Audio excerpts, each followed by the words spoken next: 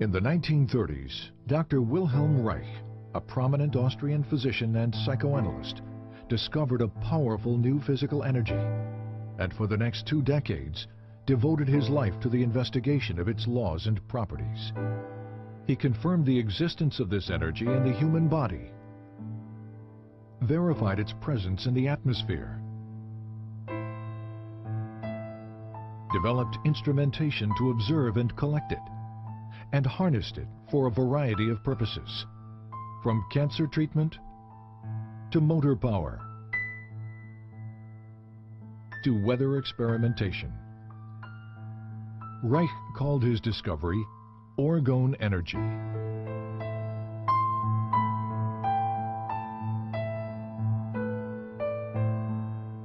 But tragically, it was a discovery that the world was not ready for.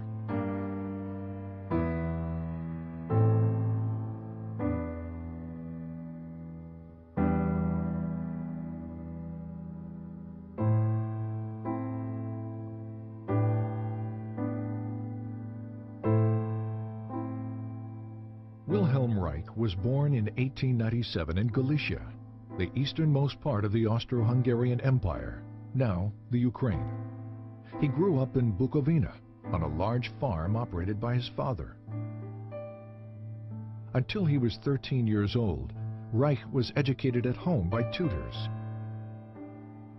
His mother, to whom he was devoted, committed suicide in 1910 after his father discovered she had had a brief affair with one of the tutors. His father died 4 years later from tuberculosis.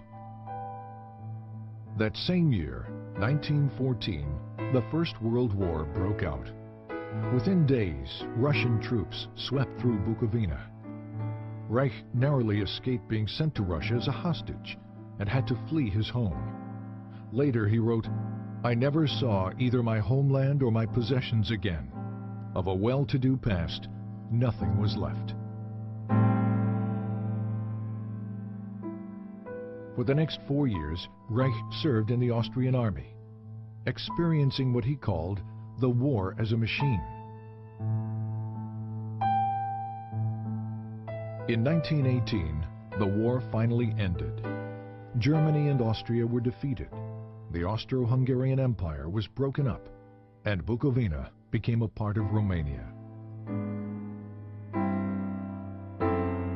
Alone, homeless, and intellectually starved after 4 years of war, Reich entered the medical school at the University of Vienna.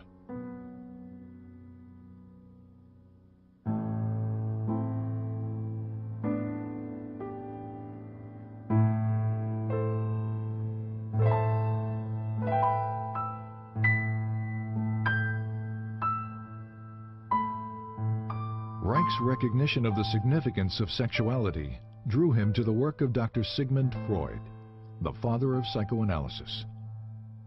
Soon he was considered one of Freud's most promising students.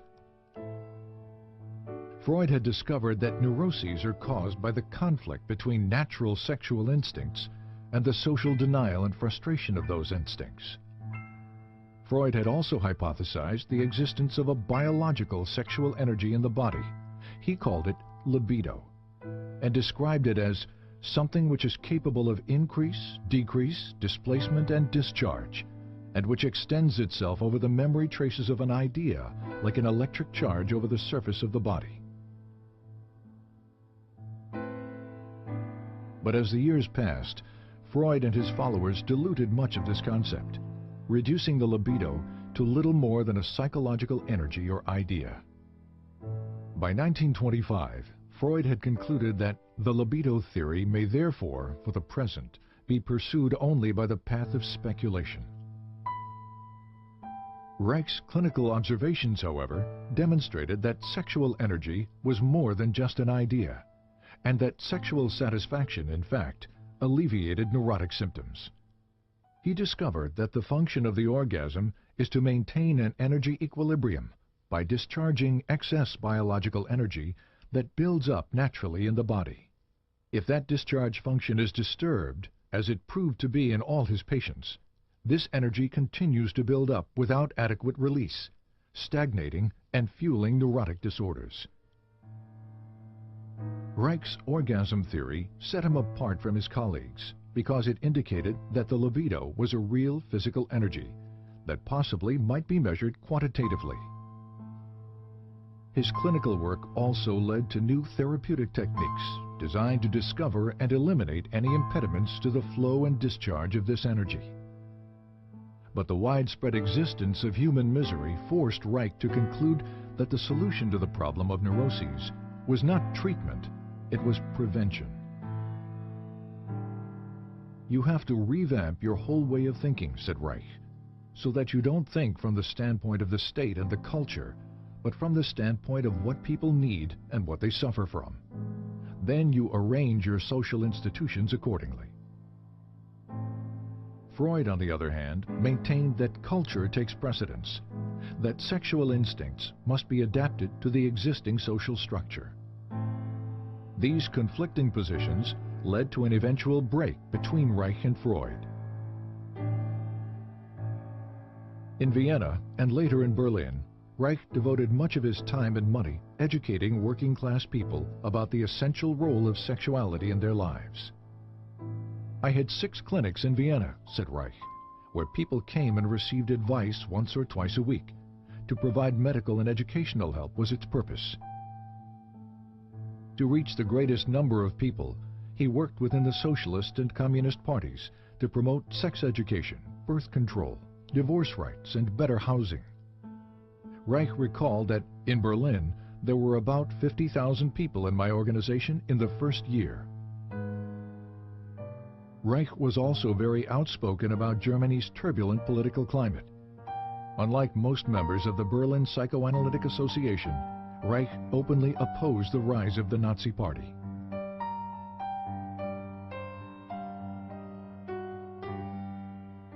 But his activities exacted a high price. He was denounced by the communists and expelled from the International Psychoanalytic Association, calling these events catastrophes which threaten my personal, professional, and social existence.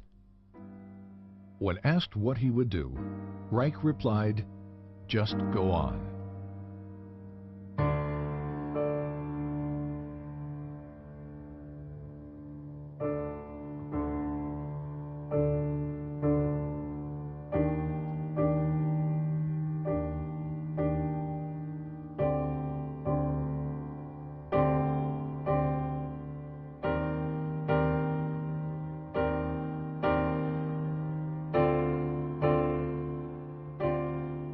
University of Oslo, 1935. While continuing to teach and develop his innovative therapeutic techniques, Reich began a series of laboratory experiments to verify the existence of a physical, biological energy expressed in the emotions. Using human subjects, Reich was able to demonstrate a charge at the skin surface directly related to feelings of pleasure or anxiety. The charge would increase when a subject experienced pleasure and decrease during feelings of unpleasure. From this, Reich concluded that pleasure is the movement of biological energy toward the periphery of the organism, while anxiety is the movement of this energy toward the center.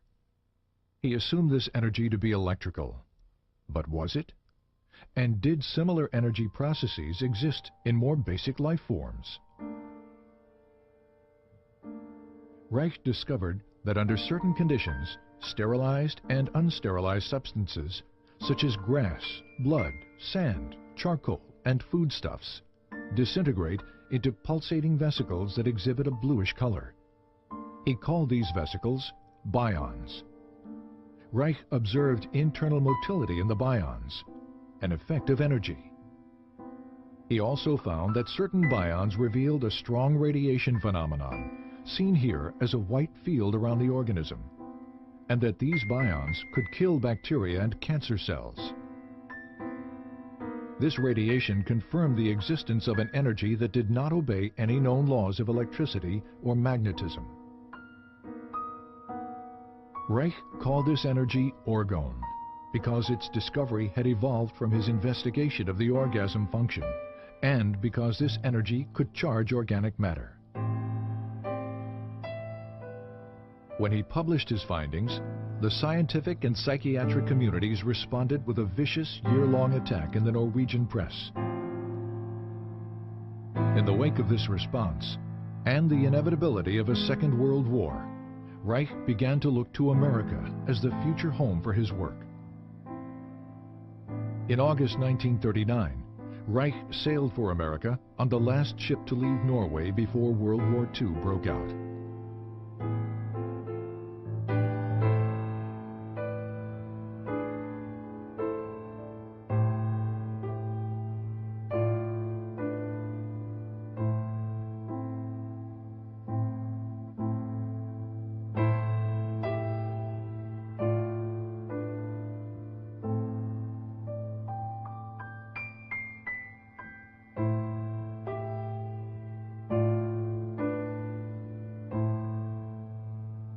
Reich settled in the Forest Hill section of New York City.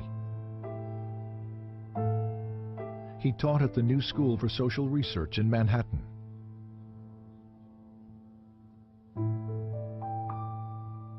Published his books in English.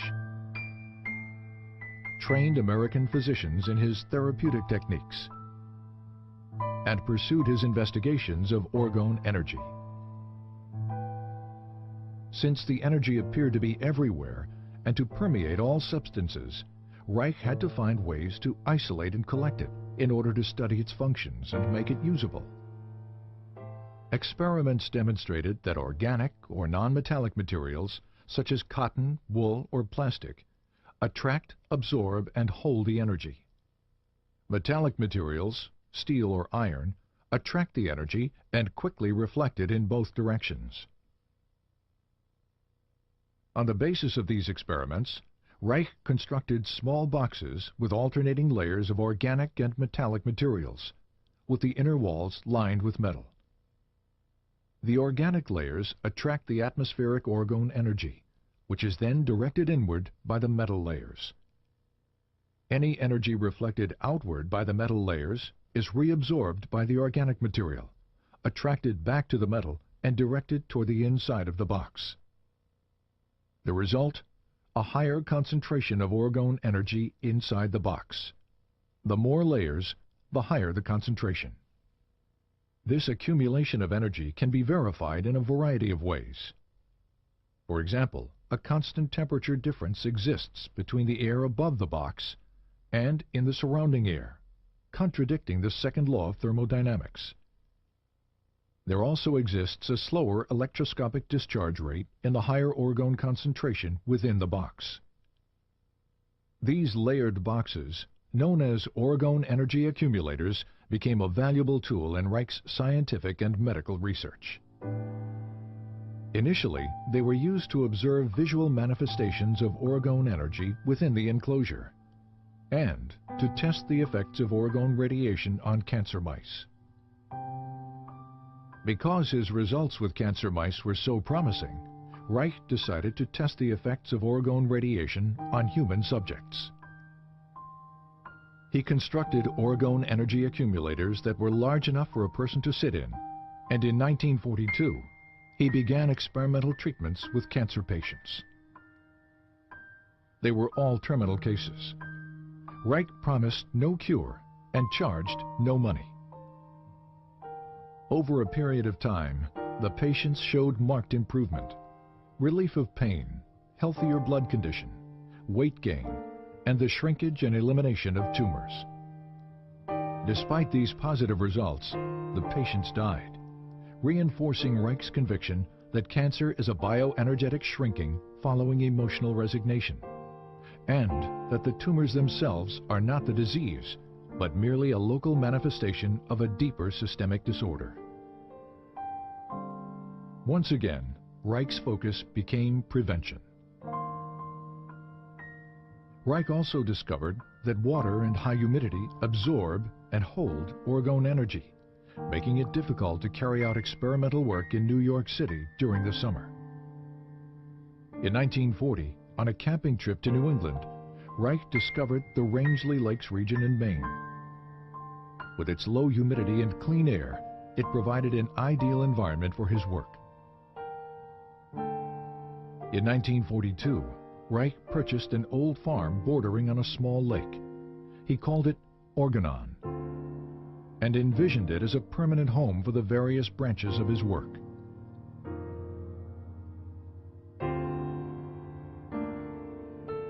In 1945, a student's laboratory was built.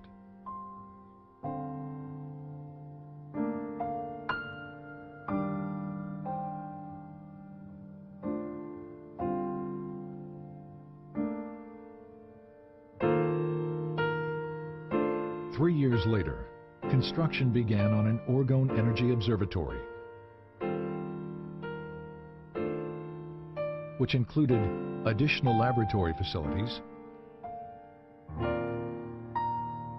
Reich's study and library,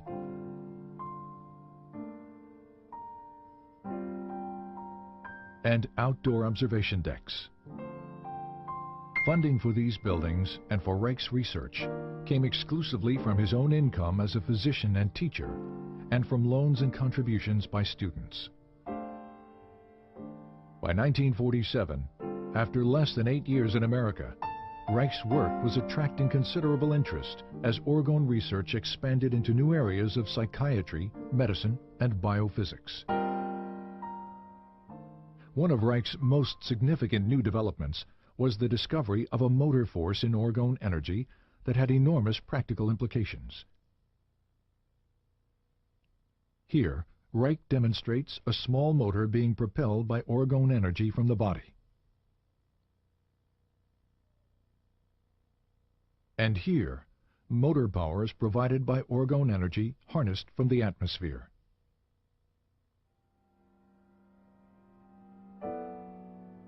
With the development of Organon, Reich's dream of a home for his work was slowly becoming a reality.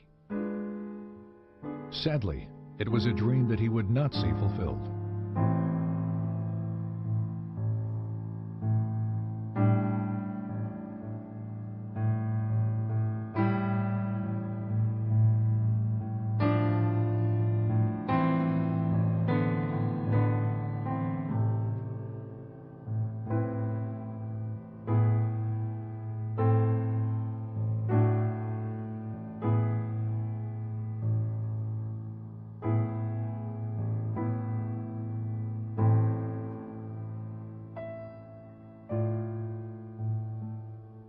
In 1947, this article, written by freelance journalist Mildred Brady, appeared in New Republic magazine.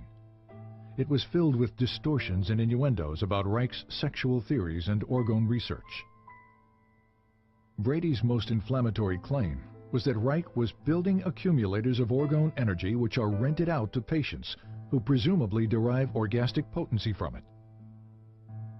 Implying that Reich was a danger to the public, Brady challenged the medical authorities to take action against him. 2 months later, the article was brought to the attention of the Federal Food and Drug Administration.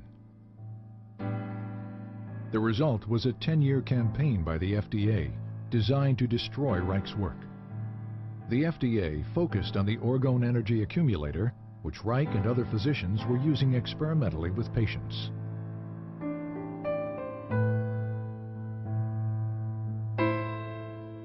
Convinced that the accumulator was being fraudulently promoted as a sexual and medical device, FDA agents spent years interviewing Reich's associates, physicians, students, and patients, looking for dissatisfied accumulator users. None were ever found. As the FDA attack continued, so did Reich's work. He continued to develop new ways to visualize, measure, and harness orgone energy from the atmosphere. The Cloudbuster, for example, was an experimental instrument that could affect weather patterns by altering concentrations of orgone energy in the atmosphere. A set of hollow metal pipes and cables inserted into water creates a stronger orgone energy system than that in the surrounding atmosphere. Water, which strongly attracts and absorbs orgone, draws the atmospheric energy through the pipes. This movement of orgone from a lower to a higher energy system was used by Reich to create clouds and to dissipate them.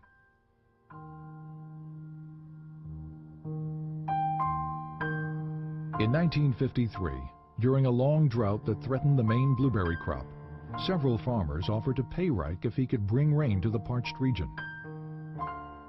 The Weather Bureau had forecast no rain for several days when Reich began his cloud-busting operations. 10 hours later, a light rain began to fall. Over the next few days, close to 2 inches fell. The blueberry crop was saved.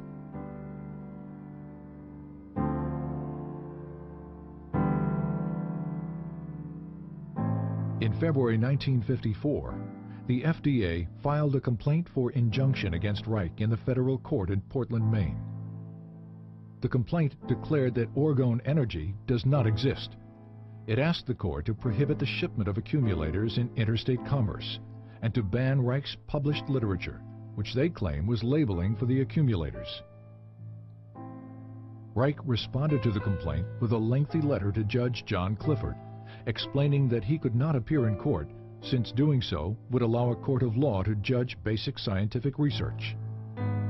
Scientific matters, he wrote, can only be clarified by prolonged, faithful, bona fide observations in friendly exchange of opinion, never by litigation. I therefore submit, in the name of truth and justice, that I shall not appear in court. Judge Clifford did not accept Reich's letter as a valid legal response, and the injunction was issued on default, as if Reich had never responded at all.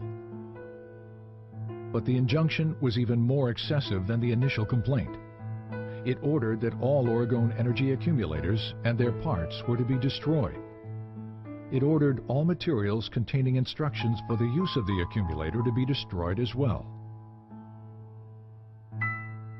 It also banned a list of Reich's books containing statements about orgone energy, until such time as all references to orgone energy were deleted.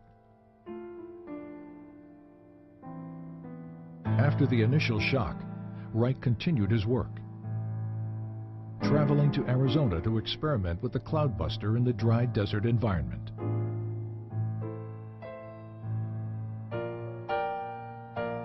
While he was there, and without his knowledge, one of Reich's students, Dr. Michael Silvert, moved a truckload of accumulators and books from Rangeley, Maine to New York City, a direct violation of the injunction. As a result, the FDA charged Reich and Silvert with criminal contempt of court. In 1956, both men were found guilty. Reich was sentenced to 2 years in a federal prison. While Reich appealed his sentence, the government carried out the destruction of accumulators and literature. In New York City, several tons of Reich's books and other publications were burned in one of the city's garbage incinerators, including titles that were only to have been banned. This destruction of literature constitutes one of the most heinous acts of censorship in United States history.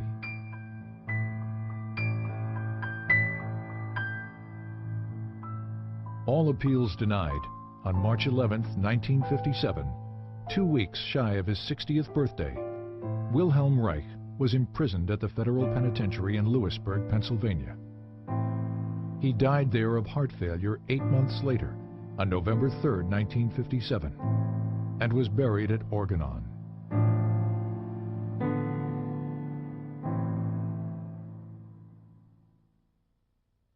But the tragedy of Reich's death should not be allowed to overshadow the richness of his life, for while he lived, he was truly alive.